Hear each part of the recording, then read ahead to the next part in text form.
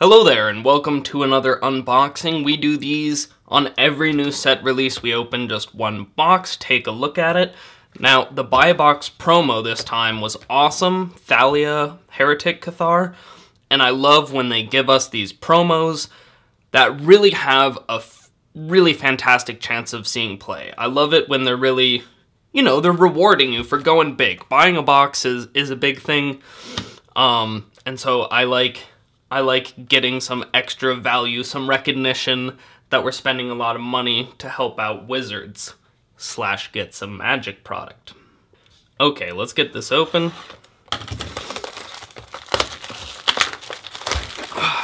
Great. I'm glad that I've learned to finally keep scissors in front of me during these. We'll open it just like this, and let's cut to a zoomed in take. Alright, let's open some packs. Now, speaking of opening up packs, how did your all pre-release go? I know many of you I went to 2 pre-releases, one after the other, and I opened some sweet stuff. I opened Gisela, I opened an Avacyn, and an Ishkana in the same pool for my first one, so I was white-green. Also, this card is sweet. Might even be standard playable, frankly, in the, Spirits deck. So let's just say that I opened really ridiculous pool. Then for the next pre-release, I opened up a Nahiri. Then I went on the bus home, and I just left my deck box on the bus and lost all those cards. So let's just say sadness. There was lots of sadness there. This card seems cool, but I'm not sure that it's actually good. So yeah, all my sweet, expensive mythics I left on the bus. But I'm opening now a whole box. So perhaps we get a bunch of sweet, expensive mythics here, and all is well. Now, oh my gosh, yes. The new Pack Rat, this card is really sweet. And, it's really hard to say standard playable for these 1-mana cards, but this actually might be. It is just, so game takey overy. It's one that I'm definitely considering. And one thing you'll notice when I open these packs during these booster box openings is that I don't really know the prices of anything. This one's kind of just medium. I don't know the prices of anything because at these early times, the prices tend to be really quite a bit overinflated. And I don't know, I don't get into the immediate trading thing, so I just don't need to know. Summary dismissal, I dismissed that card. I don't really need to know the prices of things right away. And you'll notice I don't do these box openings as a sort of gambling thing. I don't just open the pack, yes! Tamiyo! Now there is a real card. Very, very strong. I love what's going on here, other than the fact that they switched her to Bant. I don't know why they did that. But I love what's going on here with this card. We'll notice that it's at the infamous 4 converted mana cost, which is the same as Jace the Mind Sculptor. I'm not saying this card's the next Jace the Mind Sculptor, but it is really, really powerful. This +1, whenever either of those creatures, you can even put it on your opponent's creatures, so when they deal damage, then you draw a card. I mean, the card is really, really, really, really strong. But I don't like to do the whole box opening type thing where it's really more just watching the video, seeing what's opened, and then getting excited about value. I prefer using these as a sort of, we already talked about that card, as a sort of way to talk about the set while opening the set. And a lot of people love box openings, and I don't mind opening packs too much, so it's all good. This card's just okay.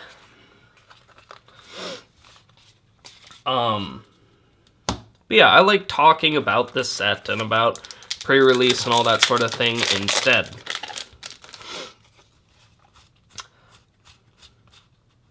Noose Mob. This one is just so interesting because this just happens way faster than people think about it. Because whenever a player casts a spell happens really quite frequently. Because something some people forget is that creatures are spells, so it really reminds me a lot of that Hydra from a couple sets back. Harmless Offering. Now this is a card I'm excited about, and it's actually something about Eldritch Moon in general, which is that there's so many cards that people are thinking, oh, I want to build a deck around that, or I think that might be standard playable, so on and so forth. Whereas there's several sets that have been made, you know, Battle for Zendikar, that kind of thing, where the good cards are super obvious, there's not that many of them. I feel a sneeze coming on, but then it's not coming on, you know? That kind of feeling. And so it just makes the set a little less exciting when that sort of thing happens. Here, I actually caught that I got a rare in the middle of the pack, which I am really awful at. This is also a really aggressive card. If red makes it in standard, like mono reddish attacky, this is probably going to be in that deck. It's really strong. You don't need to meld it with the land at all. Oh, and another Crypt Breaker, so we're really on our way to the zombie thing. But yeah, there's so many cards in this set that you think, oh, I want to build a standard deck around that, or that might actually be in standard, that kind of thing. That, to me, shows that a good set was designed. So I actually am a big fan of this set. Soul Separator is really strange, and I have no idea if it's good. My initial instinct is that it's not good because it's 3 plus 5 to do this soul separation thing, and that is a lot of mana, with the requirement that the creature already has to be in the graveyard and everything, and you don't get to do it multiple times because you have to sacrifice it. Also, who's excited about this set? Am I right? I want to get back into Thopterland. Okay. Lunar Force. Collective Brutality is actually kind of interesting. I feel like the first two modes are going to be the ones played the most. It might even be played in standard. I am not sure. And a foil Geist of the Archives. The whole duress type ability on Collective Brutality is kind of interesting. Okay. Dark Salvation. I think this is not a standard card, but it is really, really, really strong and limited. Kill a creature, get some creatures with the same card is always a strong card to have.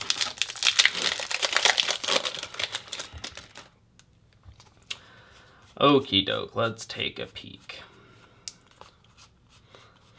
Thalia, fantastic. Oh, right, I forgot to mention I also had a Thalia in that pool. So it was Gisela, Thalia, Avacyn, and Ishkana, Graph Widow, all in the same deck.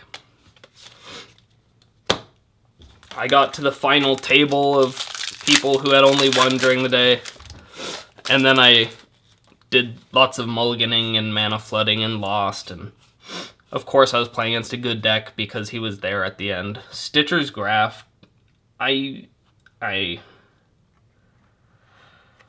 don't know that I'm that interested in it.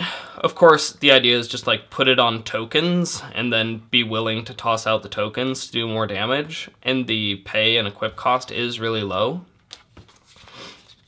But I don't know.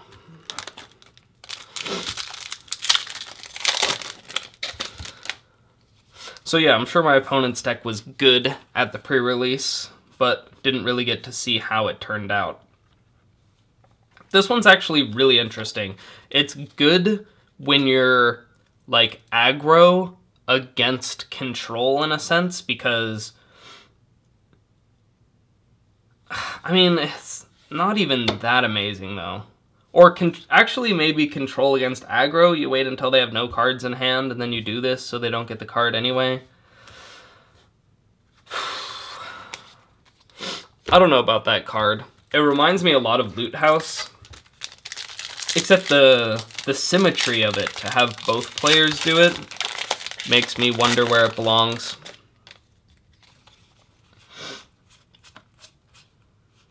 Let's just say I have not thought about it really at all.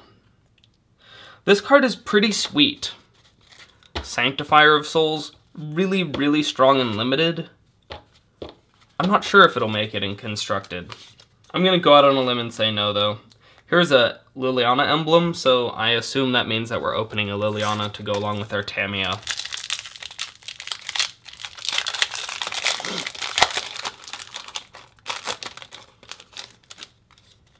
Okie doke. Ooh, yeah, Ulrich. This guy is sweet. Now, I know some people don't like the fact that he's not that insane for the legendary werewolf that people want to have in their commander decks. But he does give something +4/+4 as soon as he comes into play. I mean, that's pretty cool. That is pretty cool. Now, Noose Constrictor, I had the privilege of playing with in a draft just yesterday, and he was, like, unbeatable. The card is fantastic. And here for our Spirits deck, we open Selfless Spirit, which I'm also very excited to open. My two decks that I want to build, thanks to Eldritch Moon, are the Spirit decks with, like, Mausoleum Wanderer, and the Harmless Offering, Triskaidekaphobia, Tree of Perdition, and Demonic Pact deck.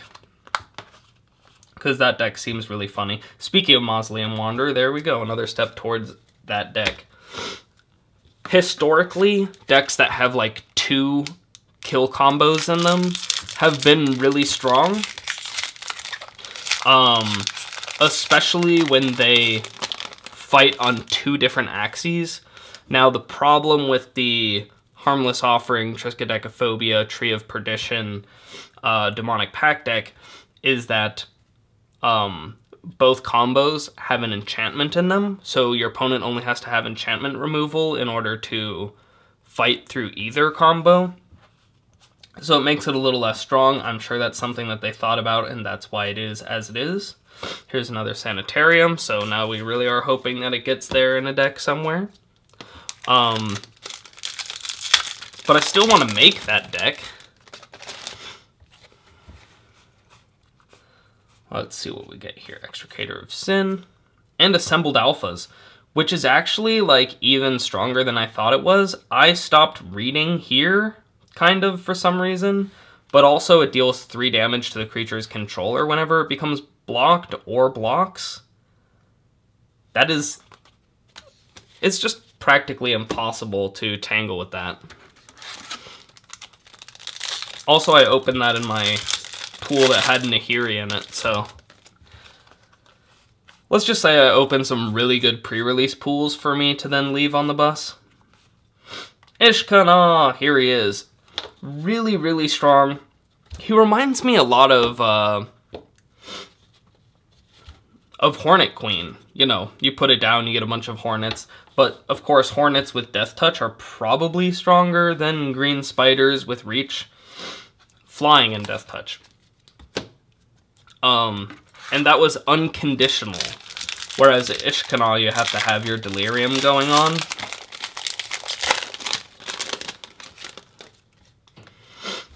And there haven't really been, like, serious Delirium decks in Standard so far. Maybe we've got enough now that people will have a reason to go for that. This is kind of cool. Will it make it in Bant Humans? Lifelink is sweet. +1/+1 surprise to all the humans is sweet. It's fighting at the 4 mana cost with Collected Company. And it's also not able to be hit by Collected Company. That strong fight with Collected Company makes me think no on Huron's Grace Champion. Those are my initial thoughts.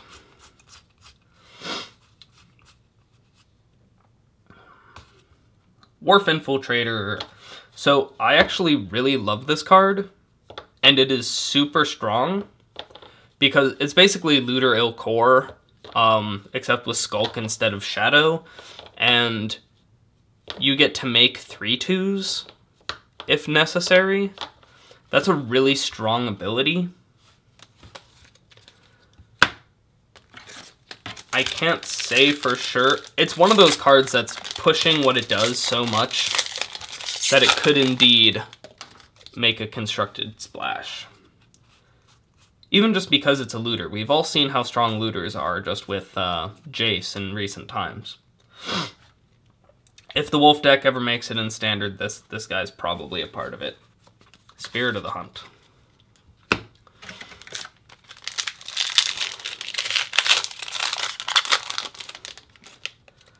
All right.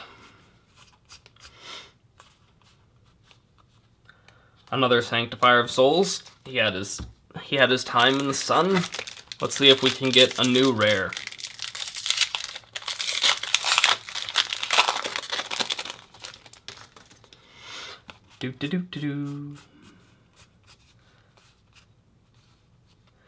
Gisa and Geralf. Now, I actually really like this, and it's one of those things that's just...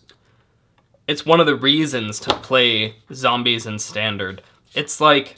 It reminds me a lot of a Laboratory Brute, but just with so much upside that it's ridiculous. So I am quite happy with this card. I'm hoping that Zombies makes it. Just because it's one of those tribes that's never made it. You know, Goblins has had its time in the sun. Elves will always have their time in the sun. Zombies really haven't had their time in the sun, man. So it would be great to see that happen.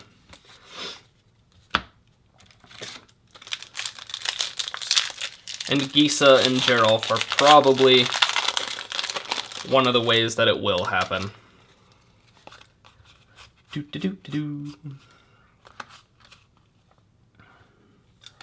This guy.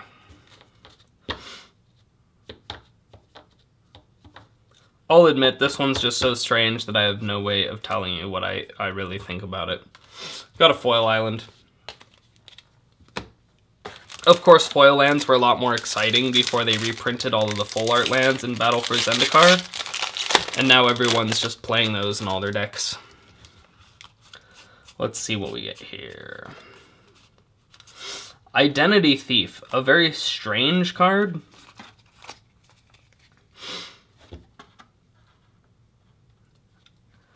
And I am not even really sure about it. That one's very hard to decide. The thing is, it's an aggressive card.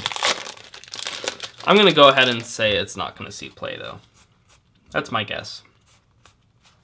This sneeze also still has not happened. Now, this is a Vampire Madness outlet for the Vampire deck that didn't make it in last Standard season. If it makes it in this Standard season, Stromkirk Condemned, maybe one of the linchpins that helps to pull it together. Whoop! Dropping packs on the ground.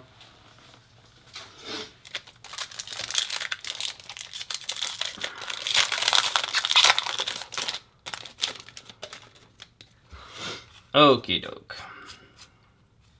More Graph Rats. Nahiri's Wrath. Now, this is a really strong card.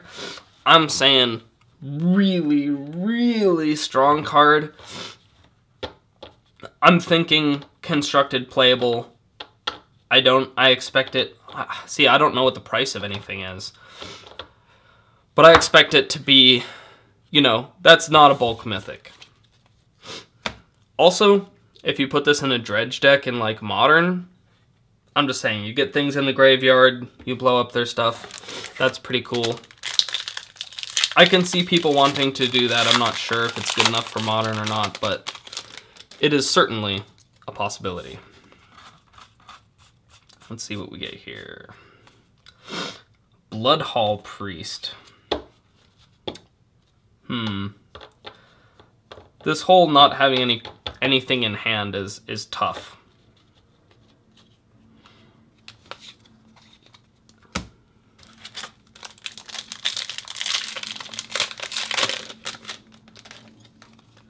Alright, let's see what we get.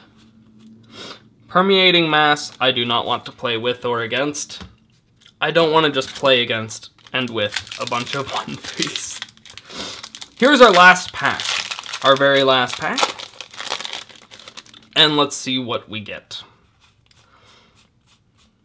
Collective Effort. I actually had... Oh, I forgot. I also had this in my pre-release pool. It had the Gisela and everything.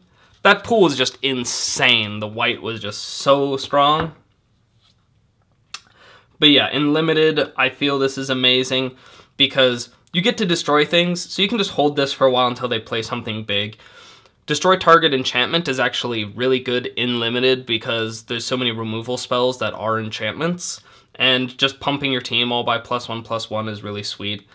I mean, the card just makes me smile when I'm the one playing it. Okie doke, I just won a draft yesterday, and I won 3 packs, so let's just open those. Why not? We'll increase our opening by a tiny bit. Eldritch Evolution, I am very unsure of. Of course, it's strict card disadvantage. It really depends on what you're sacrificing and what you're going to go get, so it really has to do with everything around it and not the card itself. Cryptolith Fragment is pretty sweet. And then this one also actually might be pretty good. I actually, when I do the pre-release set guide, since I'm focusing so much on commons and uncommons, I look at rares now and I'm like, oh, that text is new to me because I focus so much on the non-rares. So Stitcher's Graft we talked about before, and we get a foil. Why not? Okay, so I finally came up with a way of putting out the rares that I like. Here's the ones that I'm really excited about. Here's the ones that I'm less excited about, although there are some still sweet cards in there, like this Harmless Offering on the side here, Collective Effort over here. Now, because I don't know the prices of these cards so well, you can tell me whether or not you think that I got my value in the opening or I didn't. I'm not quite sure. Either way, thanks for watching the video. I hope that you're as excited for Eldritch Moon in Standard as I am, and as always, I'll see you next video.